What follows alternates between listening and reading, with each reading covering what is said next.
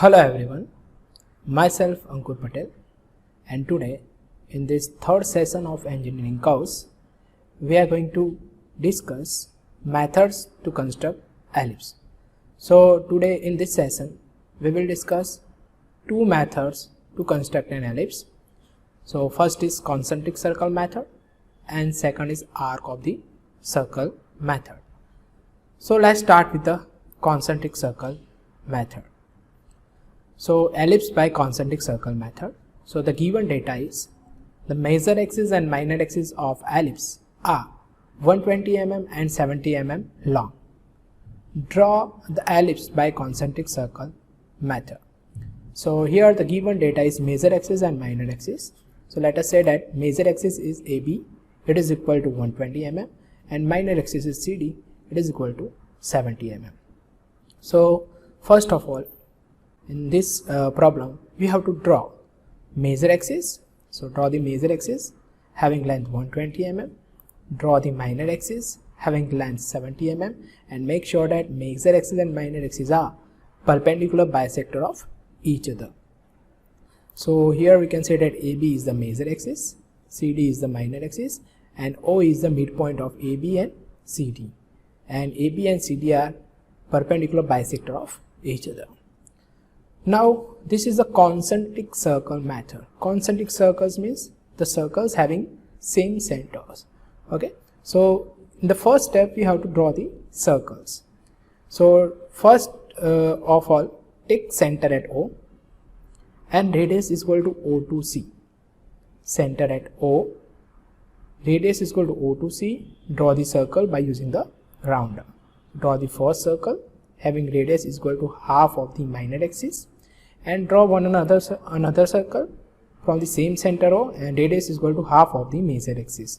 So now measure the radius equal to O to A on the rounder by taking center at O. Draw another circle.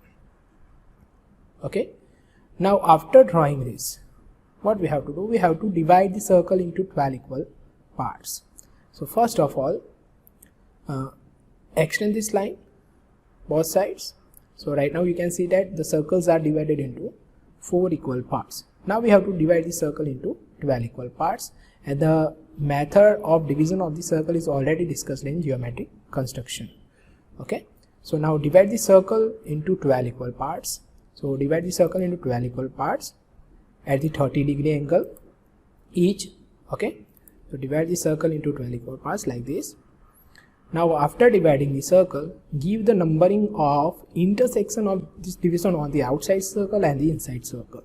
So mark these points 1, 2, 3, 4, 5, 6, 7, 8, 9, 10, 11 and 12 on the outside circle, and also mark the points on the inside circle like this 1, 2, 3, 4, 5, 6, 7, 8, 9, 10, 11, 12. So this is our third step, in which we have to divide the circle into 12 equal parts, and we have to give the numbering at each division of the circle on the outside and in this inside circle. Now the next step is we have to draw lines parallel to the minor axis from the points of the outside circle. So here you can see that these are the points of the outside circle, and we have to draw lines parallel to the minor axis, that is parallel to CD, from this point 1, 2, 3, 4, 5, 6, 7, 8, 9, 10 and 11. So draw lines parallel to the minor axis. Here you can see, or here you can use the roller scale to draw the lines parallel to the minor axis from the points of the outside circle, from the 10 also, 11 also. Now after drawing these lines from the points of the outside circle, what we have to do? Now we have to draw lines parallel to the major axis, that means parallel to AB, from the points of the inside circle. Okay, so from these points 1, 2, 4, 5, 7, 8, 10 and 11, we have to draw lines parallel to major axis. Here again you can use the roller scale to draw the parallel lines to the major axis. So draw lines parallel to the major axis like this 1, 2, 3, 4, 5, 6, 7 and 8. Now mark the intersection points of these vertical and horizontal lines which we have drawn from the outside circle and inside circle respectively. Okay, so mark the intersection point. This is P0, this is P1, P2, P3, P4, P5, P6, P7, P8, P9, 10, 11. Okay, now at the end what we have to do, we have to draw the freehand curve passing through these points P1, P2, P3, P4, P5, P6, P7, P8, P9, P10, P11 and P12, and we will get the ellipse. So draw the freehand curve passing through these points. We will get the ellipse by the concentric circle method. Okay, so this is the concentric circle method of drawing the ellipse, in which we have to draw concentric circles. That means two circles having a different radius and same center. Okay, now let's move on to next problem or next method of drawing the or constructing the ellipse. So ellipse by arc of the circle method. The given data is, draw an ellipse having major axis is equal to 120 mm, minor axis 80 mm using arc of the circle method. And after drawing the ellipse, also draw tangent and normal at any point S on the curve. Okay, so we have to draw the normal and tangent at any point S on the curve, right? So the given data is AB, major axis 120 mm, CD, minor axis 80 mm. So the first step is we have to draw the major axis, okay, AB, minor axis CD, and as we have discussed, the major axis and minor axis are perpendicular bisector of each other. Okay, so it will bisect each other or it will intersect each other at an angle of 90 degree and at the midpoint of each other. Okay, so O will be the midpoint of CD and AB also. Now after drawing the major axis and minor axis, in this example or in this problem of arc of the circle method, we have to find out the focus points. Okay, focus points. So how can we find out the focus points? So for that, what we have to do, we have to take the rounder. Open your rounder at the arc length of half of the major axis. That means open your rounder having the arc length equal to half of the major axis. That means O to A or O to B. So open your rounder having arc length is equal to O to A. Okay, O to A or O to B. Now take center at C or center at D. Take center at C or center at D and give an arc on the major axis. What will be the arc length? It is equal to half of the major axis, or it is equal to OA, or it is equal to OB. Okay, so we have to give an arc by taking center at C on the major axis on both sides. So this will be our F1, and here if we will give the arc of same length, here we will get the F2. Make sure that we have to open the rounder at the arc length equal to half of the major axis, and we have to give an arc from the points of the minor axis. So we can take the center at C, or we can also take the center at D. Okay, so this is the statement of the focus points. So CF1 plus CF2. So if we will measure CF1 plus CF2, it will be equal to the major axis, or we can also say that TF1 plus TF2, it will be equal to major axis, or we can also say that CF1 is equal to CF2 is equal to DF1 is equal to DF2, and it is equal to half of the major axis. Okay, so please note down this point for your convenience. Now after finding out the focus points, what we have to do, we have to take divisions in between F1 to O and F2 to O. So make divisions in between F1 to O and F2 to O not equal. You can make the divisions randomly. So make the divisions in between F1 to O. 1, 2, 3, 4. Here also 1, 2, 3, 4. You can make the divisions randomly. Okay, 5, 6, 7, 8. Okay, and after making the divisions, what we have to do? Now take the rounder. We have to draw the arc of the circles. Okay, so we have to take many arcs which are the arc of the circles and of different radiuses. Take the radius on the rounder equal to a to 1. So open your rounder for a to 1. Okay, and now give an arc from f1 or f1 as a center. Give an arc like this on both sides of the major axis, and the arc length is a to 1. Okay, now next step is measure b to 1 distance on the rounder. That means you have to open the arc length on the rounder equal to b to 1, and now we have to give an arc from the focus point f2, which will cut these arcs over here like this. So mark these points. Now follow the step for second, third, fourth, fifth, sixth, seventh, 8th point also. So now what we have to do, we have to measure arc length equal to a to 2 on the rounder, and then after, by taking center at f1, we have to give an arc on the major axis in this direction. Okay, now measure the second point from b, so b to 2 arc length, and give an arc from the focus point f2, which will cut this arc over here. Okay, mark these points. Now for the third point also, now measure the third point from a and give an arc from focus point f1 on both sides of the major axis like this. Now measure the third point from b.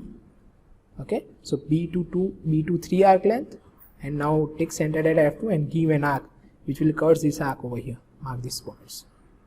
Okay, follow the same procedure for fourth point also. So now measure 4 point from a, so the arc length will be a to 4 on the rounder.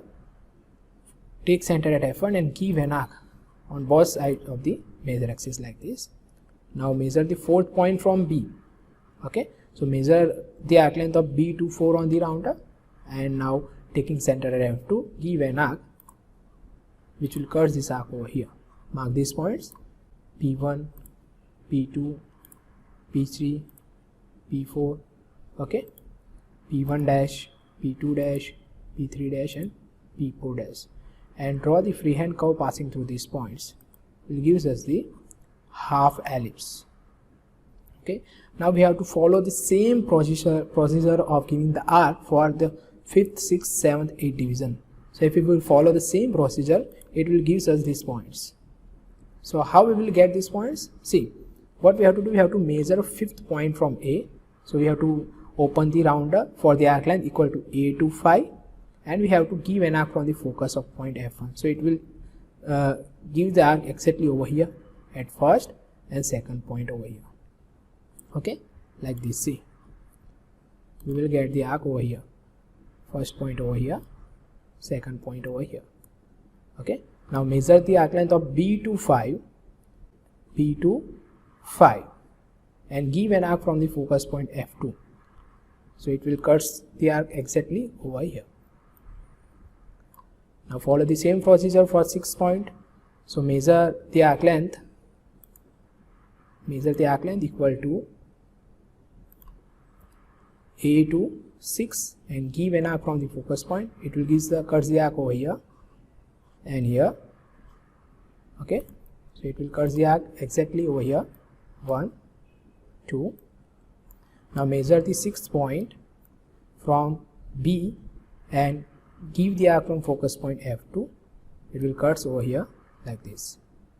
Okay, so follow the same step for 7 and 8 point. We will get the point over here for 8, 7, and for 8 we will get the point exactly over here. Okay, so now mark these points of intersection. This is P5, P6, P7, P8. Mark these points. This is P5 dash, P6 dash, P7 dash, P8 dash, and draw the freehand curve passing through these points. We will get the ellipse by the arc of the circle method. Okay, now here in this ellipse we have to draw the tangent and normal at any point S on the curve. So how we will draw the tangent and normal at any point S on the curve? So first of all, we have to mark any point S on the curve of the ellipse. So let us say that mark the point S over here. Okay, now after marking that point S, connect this point S to focus point f1 and f2. Okay, now next step is we have to draw the bisector of this angle F as f2, angle bisector. Okay, we have to draw the bisector of angle F as F2. So draw the bisector. That bisector will be the normal to this curve, and the line perpendicular to the normal and passing through this point S will be the tangent. So now what we have to do, we have to draw a line perpendicular to the normal and passing from point S. So the line passing from point S and perpendicular to the normal is the tangent to the curve. Okay, now let us discuss the definition of the ellipse on basis of the arc of the circle method. So previously we have discussed the definition of the ellipse. So what is the definition of the ellipse?